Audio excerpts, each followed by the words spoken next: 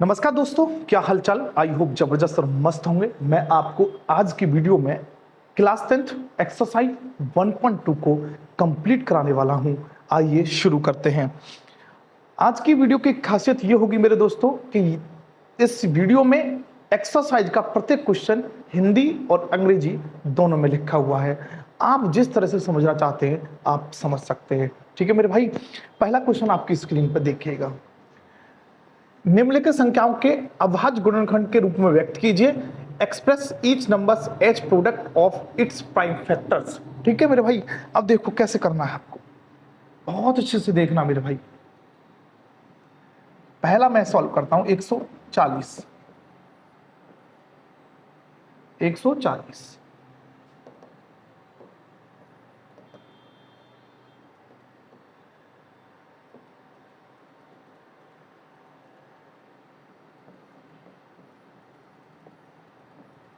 2 से 2, 2 से 7, 2 से 35,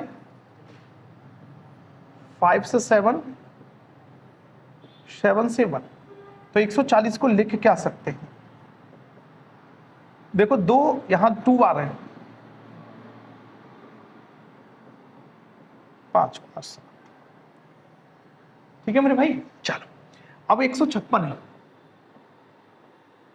2 से 2, 2 सत्ते 14, 2 अट्ठे 16, फिर 2 से 2, 2 तिया 6, 2 ने 18, 3 से 2, 3 एकम 3, 3 तिया 9, 13 एकम 13। अब 156 को क्या लिख सकते हैं आप, यहां 2 2 बार है तो 2 की पावर 2 गुणा 3 गुणा 13।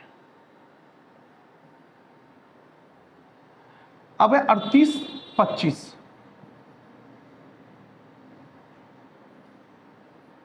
5 से 2, 5 सत्ते 35, यानी ये पहले अब 3 से दे लो तब भी फायदा है।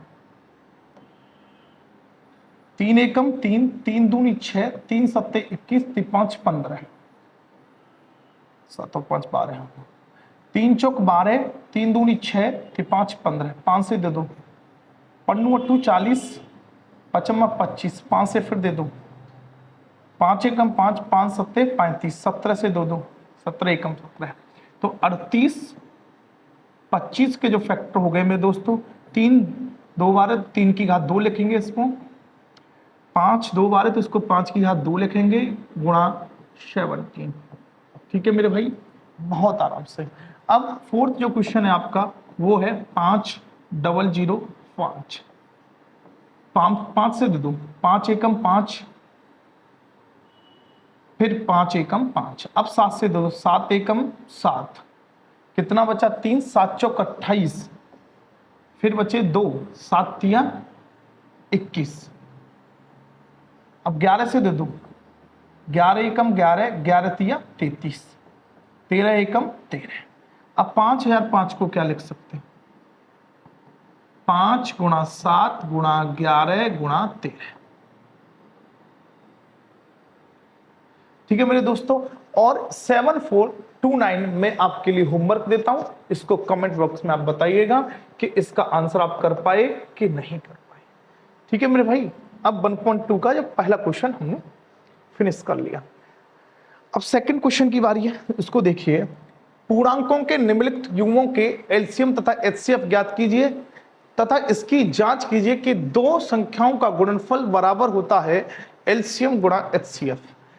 Find the LCM and HCF of the following pairs of integers and verify that LCM multiply HCF is equal to product of to the numbers।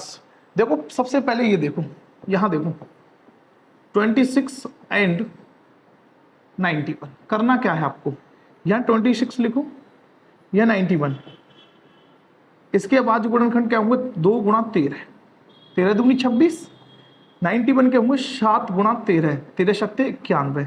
HCF कैसे निकालना है आपको, एचसीएफ जो कॉमन है वो एचसीएफ होता है।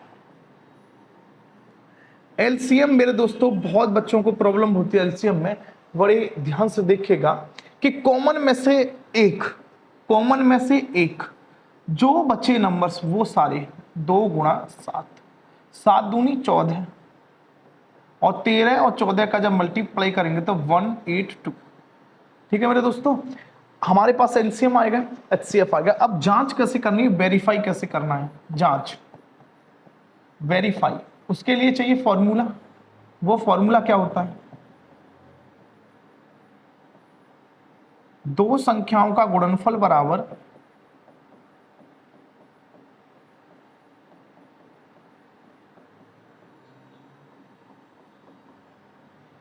एलसीएम इंटू एचसीएफ, यानी कि product of the two numbers,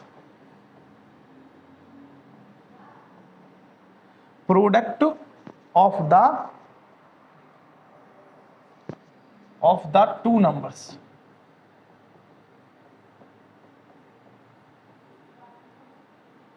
is equal to LCF into HCF, LCM into HCF. हमारे पास दो नंबर्स कौन से हैं, 26 इंटू 91, एचसीएफ कितना है 13, एलसीएम कितना है 182।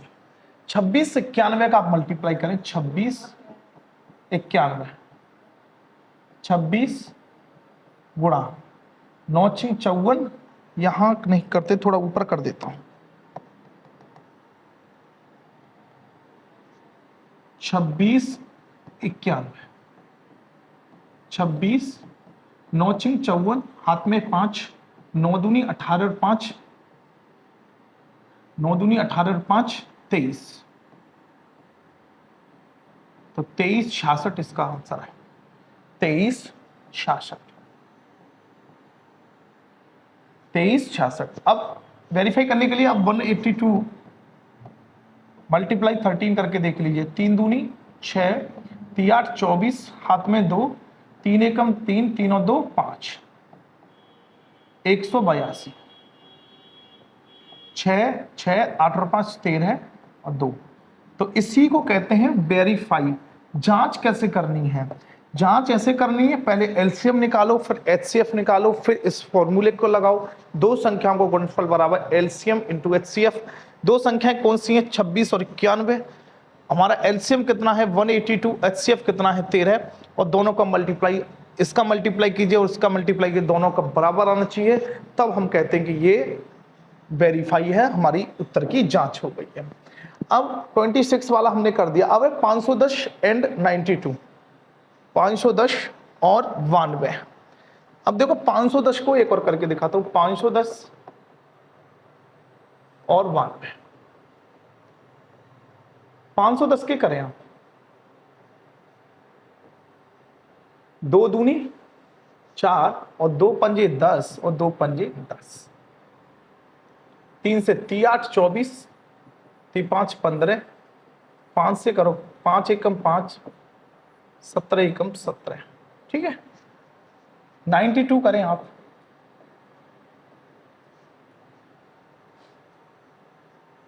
2 चौक 8, 2 छक्के 12, 23 दूनी 46, 23 एकम 23। अब हमने कर लिए 510 यहां लिखो, 92 यहां लिखो, इसके गुणनखंड कितना है 2 3 5 17, 2 3 5 17, और इसके आए 2 2 23, 2 गुणा 23। एचसीएफ में आपको बता रखा है कि एचसीएफ में आपको क्या करना है, एचसीएफ में करना है आपको जो कॉमन हो, तो 2 कॉमन है, एचसीएफ आ गया उसका। एलसीएम में आपको क्या करना है, कॉमन में से एक, जो बचे नंबर सारे 3 5 17, 2 गुणा 23, 2 तिया 6 पंजे 30, 17 और 23 दूनी 46, 17 तिया 51, 510 गुणा 46। यहां 510 और 46 का मैं मल्टीप्लाई करके दिखा देता हूं मेरे दोस्तों, 0 6 6 पंजे 30, 0 4 एकम 4, 4 पंजे 20, 23 460, 23 460, यानी कि मेरे दोस्तों इसका जो एलसीएम है ना वो 23 460 है। अब जांच कैसे करनी है आपको, जांच तो वही फॉर्मूला लगाना है, दो संख्याओं का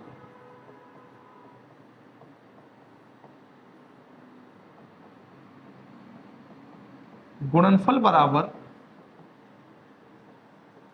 एलसीएम गुणा एचसी। दो संख्याएं कौन सी है हमारी, 510 और 92। एलसीएम हमारा कितना है, 23,460 और एचसीएफ कितना है हमारा 2। आप मल्टीप्लाई करें, 0 6 दूनी 12, हाथ में 1, 2 चौक 8 और 1 9, 2 तिया 6 और 2 दूनी 4, 46,920। जब आप इसका इधर भी गुणा करेंगे तब भी कितना आएगा, 46,920। ठीक है, आप कैसे मैं बताऊं, 510 और 92 का मल्टीप्लाई करेंगे तब आएगा 46,920। ठीक है मेरे भाई, अब इधर समझो एक बात कि यहाँ पे दो मैंने कर दिए, ये आपके लिए होमवर्क है। सेम प्रोसेस करना है, पहले एलसीएम निकालिए, फिर एचसीएफ, फिर उसमें फॉर्मूला लगाइए दो संख्याओं का गुणनफल। दो संख्याओं का गुणनफल बराबर एलसीएम इंटू एचसीएफ। ठीक है मेरे भाई, हम दो क्वेश्चन को कंप्लीट कर चुके, अब नेक्स्ट की बारी करते हैं। अब तक हमने जो एलसीएम निकाला और एचसीएफ निकाला वो दो संख्याओं पे निकाला मेरे दोस्तों। अब हमें निकालना है तीन संख्याओं पे। अब हमारी तीन संख्याएं कौन सी हैं, पहला मैं आपको यहां करके दिखाता हूं, 12, 15 एंड 21। तो यहां 12, यहां 15, यहां 21 बराबर लगे। 12 को लिख सकते हैं 2 गुणा 3, क्यों, 2 दूनी 4 तिया 12, और 15 को लिख सकते हैं 3 गुणा 5। कितना लिख सकते हैं, 3 गुणा 5।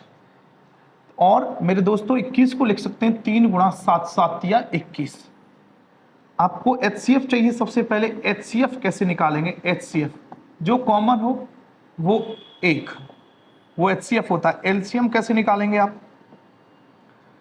कॉमन में से 1, जो नंबर्स बचे वो सब कुछ 2 गुणा 2, इस रो में बचा 5 और यहां बचा 7, 3 दूनी 6 दूनी 12, 7 पंजे 35। अब अगर आप चाहें तो 35 और 12 का मल्टीप्लाई करके देख सकते हैं। 12 पंजे 60, हाथ में 6, 12 तिया 36, 36 और 6 42, यानी कि 420। ठीक है मेरे दोस्तों, बहुत आराम से, जो कॉमन है वो एचसीएफ होता है, और कॉमन के अलावा कॉमन में से एक लेना है, कॉमन में से जो बच गया ना मेरे दोस्तों वो सारा एलसीएम होगा। अब हमारा है 17, 23, 29। 17, 23, 29 मेरे दोस्तों 17 के कोई फैक्टर नहीं होते, इसलिए मैं लिखता हूं उसको 1 गुणा 17। 23 के भी नहीं होते, इसलिए लिखता हूं 1 गुणा 23। 29 के भी नहीं होते तो 1 गुणा 29। एचसीएफ के लिए क्या लिख सकते हैं, क्या कॉमन है इसमें, 1 कॉमन है तो एचसीएफ 1 आ गया। मेरे दोस्तों एलसीएम क्या करना है, कॉमन में से 1, जो सब कुछ नंबर्स बचे वो सारे हमारे एलसीएम होंगे। 17, 23, 29 इनका आप मल्टीप्लाई करें, 17 गुणा 23, 7 तिया 21, हाथ में 2, 3 एकम 3 और 2 है 5, 17 दूनी मेरे भाई दोगे 34, 391। अब आपको करना है, हमको पता चली कि इतने का होता है 391 गुणा 29 मेरे दोस्तों।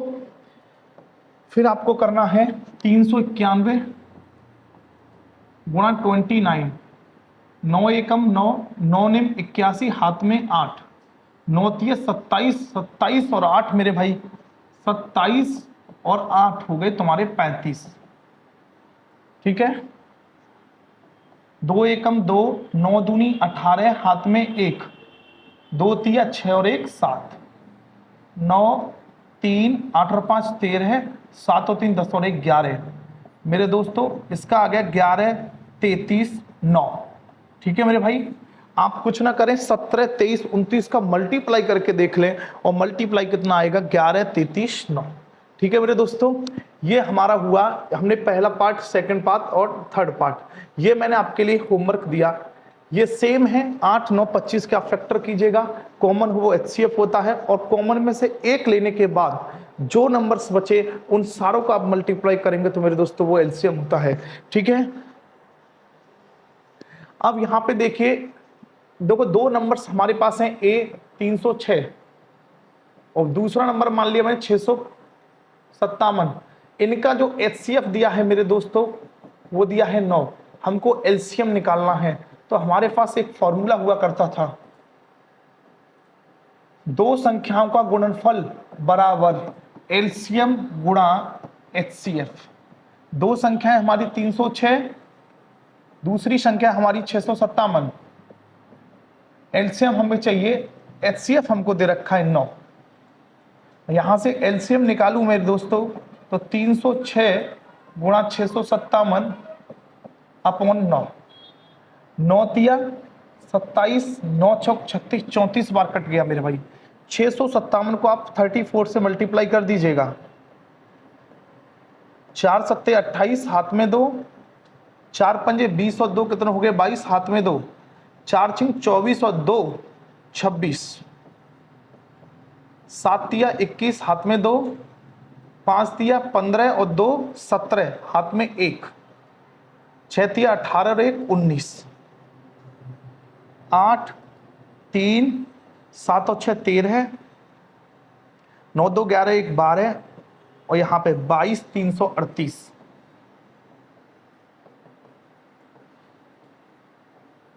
इस सवाल का राइट आंसर होगा मेरे भाई, एलसीएम कितना आ गया 22 338।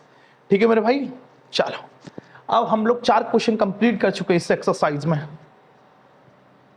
अब मैंने मेरे दोस्तों इसमें एक है, जांच कीजिए कि क्या किसी प्राकृतिक संख्या को n के लिए 6 की पावर n का अंक 0 पर समाप्त हो सकता है। कोई भी अंक 0 पर तब समाप्त हो सकता है जब उसके गुणनखंड करने पर उसके जो गुणनखंड उसमें 2 या 5 उपस्थित हों, या तो 2 उपस्थित हो या 5 उपस्थित हो।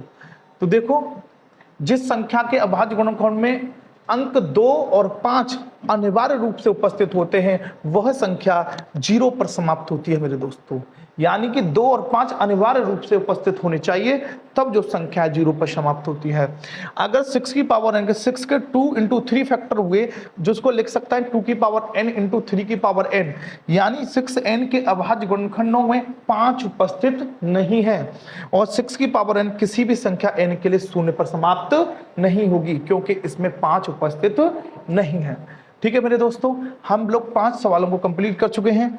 6 सवाल पे चलते हैं। अब मेरे दोस्तों व्याख्या कीजिए कि 7 गुणा 11 गुणा 13 प्लस 13, 7 6 5 4 3 2 1 5 भाज्य संख्या है। मैं आपको भाज्य संख्याओं की सीधी सिंपल डेफिनेशन बताना चाहूंगा मेरे दोस्तों।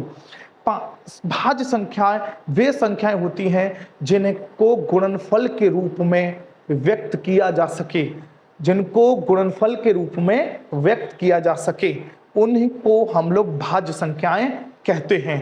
अब सबसे पहली यहां पे दिए 7 गुणा 11 गुणा 13 प्लस के 13, ये नंबर्स है। इसमें से मैं आपको बोलूं 13 कॉमन लो, 7 गुणा 11 गुणा 1 प्लस के 1, 13, 11 सत्ते 77 और 1 कितना हो गया 78, यानी कि 13 कॉमन आ गया। 13 का गुणनफल के रूप में हम इसको व्यक्त कर पाए, यानी 13 गुणा 78। या तो आप ऐसे समझ लीजिए, या हम लोग इसमें देखो 78 में 2 से भी कट जाएगा, 8 और 7 15 3 से भी कट जाएगा, यानी 2 से भी डिविजिबल है और ये 3 से भी है और 13 से भी कट जाएगा। इसलिए कहेंगे यह संख्या, अतः संख्या भाज्य है।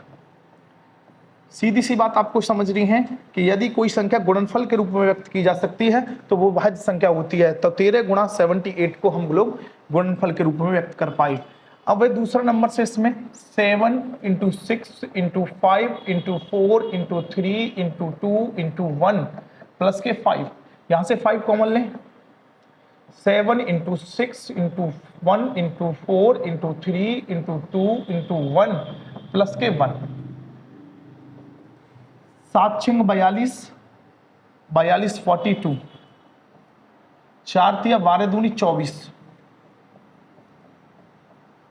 4। अब 42 और 24 का मल्टीप्लाई कर लीजिए, 42 4 दूनी 8, 4 चौक 16, 2 दूनी 4, 4 दूनी 8, 8 6 4 10 और 8 और 1 9 10, 1008 प्लस के 1, तो इसको लिख लिया 1009। देखो इस संख्या को भी मैं गुणनफल के रूप में व्यक्त कर पाया, कैसे? 5 गुणा 1009, ठीक है। यानी कि इसमें आप लोग 5 से कट जाएगी ये संख्या, तो अतः संख्या भाज्य है, अतः संख्या कैसी है? भाज्य है, क्योंकि ये 5 से कट जाएगी, ठीक है। ये 13 से भी कट जाएगी, ये 2 से भी कट जाएगी और 3 से भी कट जाएगी। और इस एक्सरसाइज का लास्ट क्वेश्चन है मेरे भाई। ऐसे सवालों को आप क्या करना है, ऐसे सवालों में मैं आपको बता देता हूं कि ऐसे सवालों में आपको एलसीएम निकाल के लाना है। देखो क्यों, कब निकालना है ये देखो। किसी खेल के मैदान के चारों ओर एक वृत्ताकार पथ है, इस मैदान का एक चक्कर लगाने में सोनिया को 18 मिनट लगते हैं, जबकि इसी मैदान का एक चक्कर लगाने में रवि को केवल 12 मिनट लगते हैं। मान लीजिए कि वे दोनों एक ही स्थान पर एक ही समय पर चलना प्रारंभ करें, एक ही दिशा में चलते हैं, कितने समय बाद पुनः प्रारंभिक स्थान पर मिलेंगे?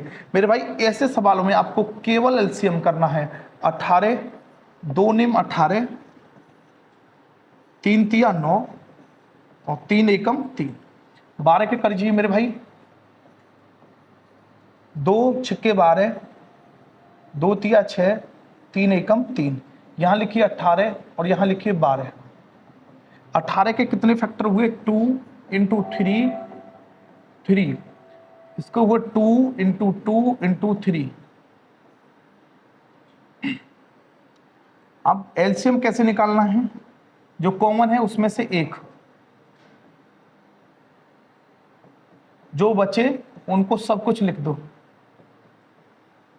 2 तिया 6 तिया 18 दूनी 36 मिनट बाद ये दोनों आपस में मिल जाएंगे। सीधी बात है मेरे भाई। एलसीएम आप कैसे निकालें? कॉमन में से एक, कॉमन में से एक, और जो जितने बचे नंबर्स उनको सारे का मल्टीप्लाई करके जो आंसर आता है वही एलसीएम होगा मेरे दोस्तों, ठीक है। आज की एक्सरसाइज में मैंने आपको 1.2 कंप्लीट करा दी। उम्मीद है वीडियो पसंद आई होगी मेरे दोस्तों। आज के लिए बस इतना ही, मिलते हैं नेक्स्ट वीडियो में, तब तक के लिए नमस्कार, जय हिंद, जय भारत।